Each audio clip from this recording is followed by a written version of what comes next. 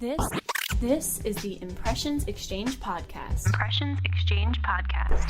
Where all topics impacting the graphic imaging and printing industry are addressed via in-depth news coverage, analysis, and timely interviews. Hi, I'm Denise Gustavson, Editorial Director for Printing United Alliance, and the guest host for the special Printing Impressions podcast series in celebration of Women's History Month, highlighting women in the printing industry. During this series, I'll have the opportunity to talk with women from all segments of the industry about their experiences and their journey as a woman in the industry. So today, it's my pleasure to welcome Hilda Murray. She's EVP and owner of TPC Printing and Packaging. So Hilda, welcome. Thank you, Denise. I'm happy to be here. To get us started, can you give us a little bit of background about you and your role in the company you currently are at? I've been with TPC since I graduated from college in 1976, so that kind of gives you an idea of how old I am. Been with the company for 47 years, and it is my family's business, so I own and operate the company with three other siblings. We are third generation. Our fourth generation has started with the company within the last 15 years. And we are a privately held, independent folding carton company. So we have a multitude of printing presses, but our primary function is luxury packaging, folding cartons, specialty packaging, rigid boxes. I manage the beauty division of the company, which is basically luxury beauty cartons and packaging, and the team that supports that segment of our business. And it has been growing very well for the last 10 to 15 years. And it's a segment that we've only been in for 15, 16 years, and it's a growth category. We do a lot of business with some of the premier cosmetic companies around the country, as well as spirits, over-the-counter pharmaceuticals. We do a pretty big segment in the gaming world and collectibles. And we have another segment, which is just kind of generic packaging. But within the last 4 years, we have opened up a rigid box division, which complements our folding carton division. So that's pretty much where we are at this point. Oh, and we are this year celebrating our 100th anniversary. Well, congratulations on 100 years. That's a huge milestone. Thank you. I say we've survived in spite of ourselves on that one. So, been quite a ride. So obviously you got into the industry because you had no choice in the matter, I'm guessing, because it was a family business. Well, I did have a choice, but my father convinced me that he needed me. So I actually graduated from the University of Tennessee with a degree in advertising. I was going to be a graphic artist, and he said, well, if you want to starve to death, why don't you just go ahead and proceed into that realm? And I said, well, let's talk about it. So we did, and it's just been one adventure after another. It actually allowed me to know this business from inside out, having worked in virtually every position except as a press operator, but we do have female press operators now. It's been an adventure, but I have seen this industry completely transform itself into a very technically digital operation and establishing a global footprint as well. So it's just been a nice adventure for me and my family, friends, and associates. That's really cool. And it's really good to hear that you even have women working in the press operator, because that's not an easy job, to say the least. No, it's not. And it's funny because we do not have a digital press right now as far as printing press, but we are looking at that technology very seriously now. And right now we're in traditional offset. And one of the main recommendations that I've had from our suppliers of these presses is that women tend to make better press people than men when it comes to digital technology, because they really finesse it. They are not rough with the equipment. They take care of it, maintain it, and not that men don't, but apparently it's just one of these skill sets that seems to be common with women, and women love the technology, and they are very good at color management and with changeovers, and the skill set seems to be a little bit more tenacious. That's kind of been interesting to me, but we put female operators on our stampers, which are BMA stampers that are made by BOPS, which is kind of the standard in die cutting. We have female operators on our silk screen presses. In the converting area, you'll see some women, traveling around on some of the equipment that we use to unload, trucks and that type of thing. So, it's come a long way. I mean, it was not that way when I first started at all. And now we see women in every function. I mean, even on the supply side, some of my closest associates are paper representatives or other supply chain representatives, whether that is, in the plates or graphic arts, or we've just infiltrated at every juncture, which has been really fun to see. And I'm glad we have, because women have a lot to bring to the table, as you've mentioned, even just from third party people outside your suppliers that have just what they've observed across all of their customers. And they can see those trends and see what is happening and where the benefits are with having women handling some of those pieces of equipment. Exactly.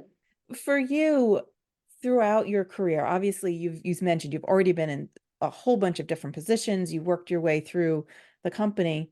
Were there any specific role models that you had within the company that really helped you to grow as you were learning the industry?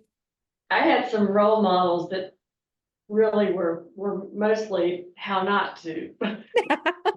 Well, you got to learn by examples of what not to do as well. Yeah, exactly. But that was really early on. And, that's when you have, when you think you're right about everything and you're really not, and you don't really know as much as you think you do. So there were people like my father's secretary.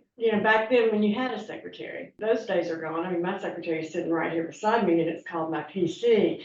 But she was just a lovely person and multitasker, did anything that was asked of her, did anything necessary. And I think she taught me that, you don't have to act like you're above doing anything. I mean, we actually had a major budget cut, like in 08, 09, and we all had to take some pay cuts and that type of thing. We even had to get rid of our janitorial services for a little bit, and everyone ended up, cleaning toilets for a while. Nothing's above anybody, and I think that's the main thing that I saw people working around me. They were not above any kind of heavy lifting, and whatever was necessary to get the job done. And mainly that's what it takes to stay in business is just do whatever it takes. Just kind of swallow your pride a little bit and move on and let things roll. And that's been a real big part of my philosophy too, as far as advising other people. Is just sometimes you just have to let it roll, and you may not agree with it, you may not like it, but just let it roll, and you roll on out of here and go take care of business outside of the business. That's just kind of a little bit of soapbox talk. So, but I do have to say, cleaning toilets is definitely the great equalizer. Yes, it is, definitely. But I mean, that's also, it shows the character of a person as well. If they're willing to be humble enough to just do what needs to do to get the job done. Absolutely. Take the vacuum cleaner out. It's just little things. I mean, and you can see it in our plant when you go through our plant. It's the housekeeping here is just spectacular. It's because nobody abides by things that are out of order and disorganized. Pick up a piece of paper if you see something, on the ground or whatever. But a lot of printing plants are not clean. And you can walk through our plant and it's clean, it's organized. I think that shows you, the type of business that you're operating in, and it shows your customers that you really are, you have your act together. Let's put it that way. And also for all of those out on the floor, it shows their pride of being there because they want to make sure everything looks Correct. And it's honestly, if it's organized, it's easier to work too. So there's a certain pride that's involved with that. And it's also just makes their life easier. Sure. Now, you mentioned earlier that some of the things that you tell people that you've had the opportunity to mentor.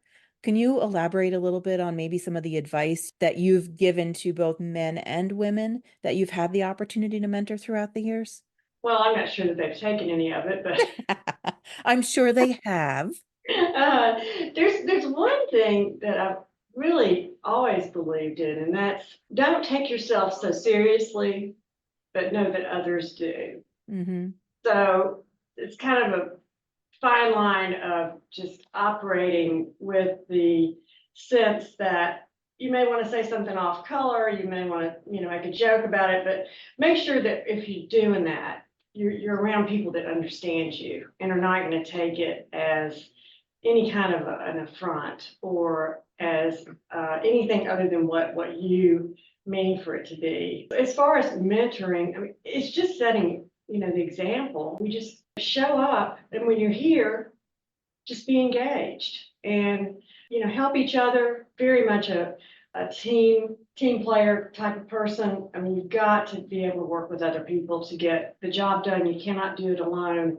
But there is a sense of ownership and accountability. So if you're going to have a program or a project that you're going to see through, then own it, but work with others to make sure that everything's getting done in the appropriate manner and as a team, and use that as an opportunity to build people around you so that if you're out or something is not being taken care of, you have every confidence that just because you're out doesn't mean that things are going to fall through. Yes, exactly. And kind of moving on a little bit to one thing that I know a lot of women struggle with is the work-life balance.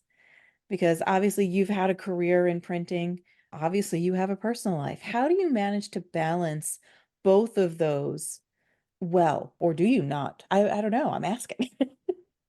I would definitely consider myself pretty much a workaholic, and I don't even have any intention of retiring in the near future because it is pretty much my life. But I do have a life outside of here, and it's a very healthy one. And during my career, I did my husband and I teamed up and raised three kids. I traveled a lot, so my husband was such a support to the family, taking on the traditional role of the wife or the stay-at-home mother. I mean, we both worked, but I guess my job, I was traveling more than he was. He basically handled emergency situations such as getting one of our children to the hospital while I was on a trip and making sure that, things were handled from an emergency standpoint. We had the opportunity and we were blessed with the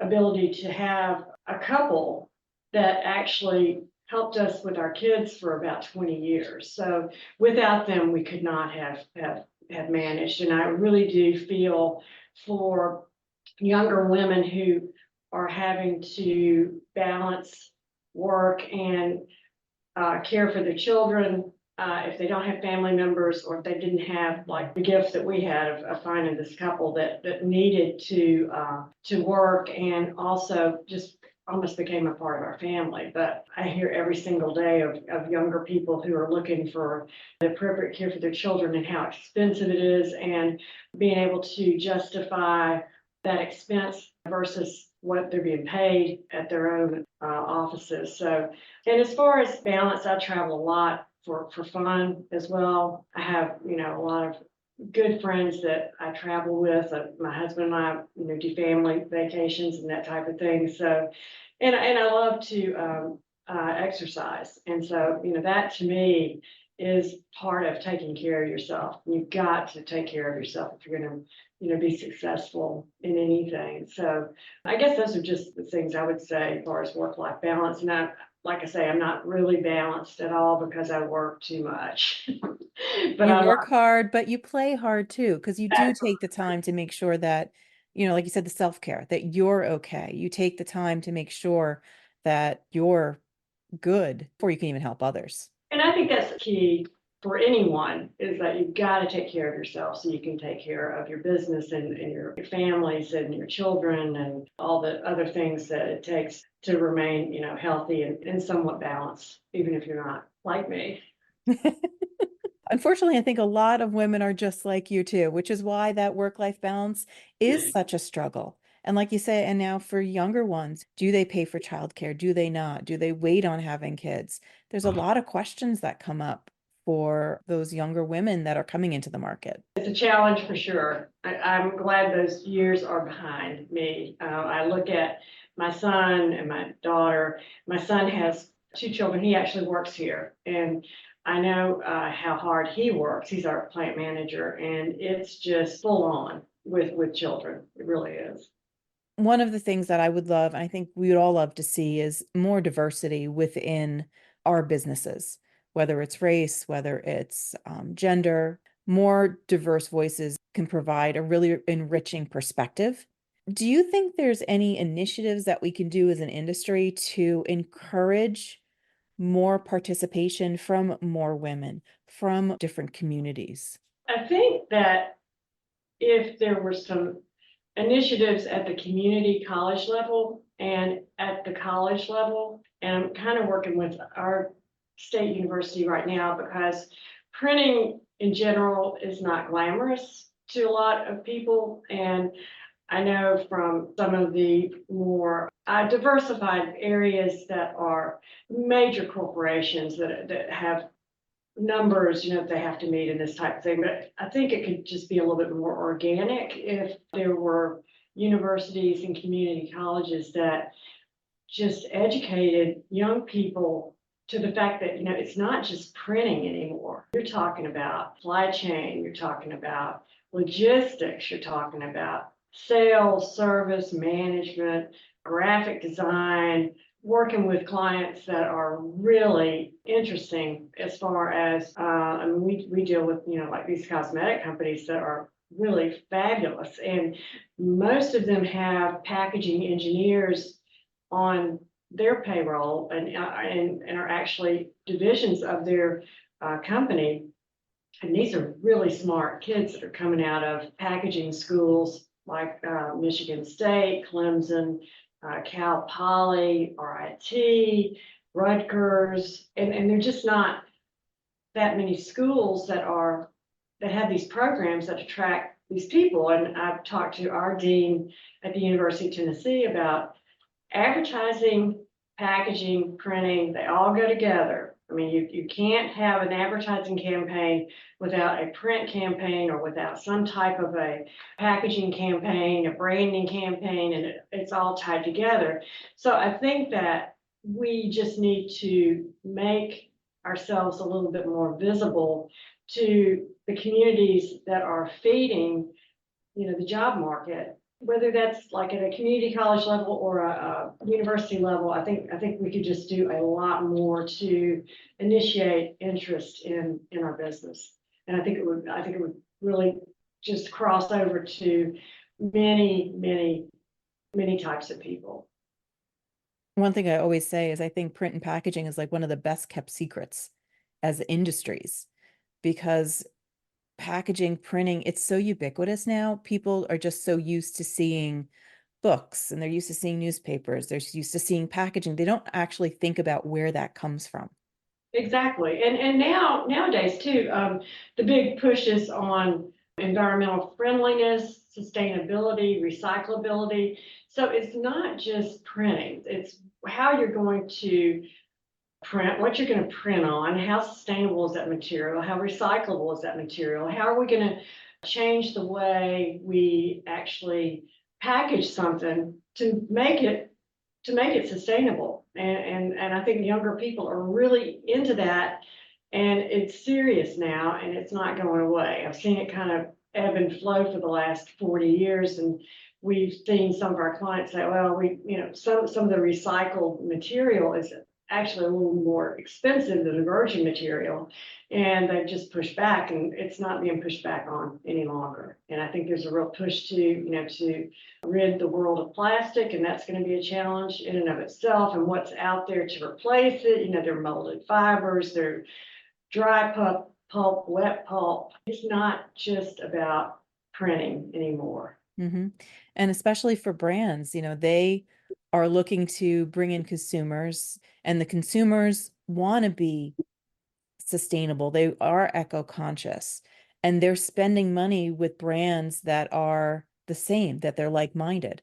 So for them, like you said, there's kind of no choice for some of these brands anymore, because if they want to continue to have the same success with customers, they need to be providing their packaging, their materials in a sustainable way. Absolutely. And again, you look at structural design, that's a field inside the packaging and printing fields, and all the structural designers are coming to the table with innovative ways to reduce packaging output, whether it's providing it with a paper insert versus a plastic insert. Again, you just got a whole array of employment opportunities that are very, very I want to say they're sexy. They are. And honestly, the items that are being produced and how they're getting produced, it's exciting to see. For me, going into a grocery store or any kind of store, I always look at the packaging, and that's what draws you into the product. And I mean, that's the work that you guys are doing. Well, and the technology is just going crazy right now. I mean, all the digital embellishments and the digital printing, digital die cutting, digital gluing. I mean, it's all going at a pace. There's a show called, and you probably know it, Drupa, Yep. which is Dusseldorf, and so much fun to attend. And I've been going since the 90s and have seen, this technology just completely burst and become robust, and it's not slowing down. And the last Drupa was supposed to be in 2020, and we kind of had to call that one off because of COVID. And Yes, we did. so this one, 2024, will be a really great show. The one question I do ask in conclusion for everybody is one that I always have fun with, and it's always interesting to see the answers too. So, knowing what you know now, with all of your experience in the industry, what advice would you give yourself if you were just starting out now? I would say go work for someone else. Not for your family. I really, that's my major regret, is that I didn't work for another company before I came to this one, because I really just didn't appreciate what we had from the standpoint of systems and procedures and this type of thing. It would have been really nice to have worked outside of my own family's business. Although I've had a lot of experience outside the business in other areas, giving me some perspective. And I'm so happy that the fourth generation that's here now, they've all worked outside this business. And I think that's the major thing, is to get some perspective on, how things operate in another world. And to get a new perspective and to get some new ideas. Exactly. Well, Hilda, it was an absolute pleasure to talk with you today. So thank you again for taking the time this morning, and I do appreciate it. Well, thank you, Denise. It was my pleasure.